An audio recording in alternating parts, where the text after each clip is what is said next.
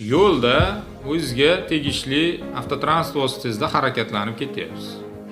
Sizni yo'l patrul xizmati xodimi to'xtatdi. Avvalambor bunaqa holatda o'z haq-huquqlaringizni bilishingiz bu o'zingizga foyda hisoblanadi.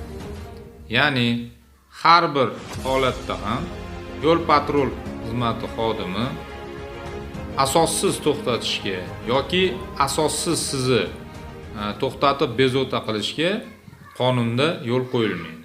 Har bir holatda siz nima uchun to'xtatilganligingizni so'rashga haqlisiz.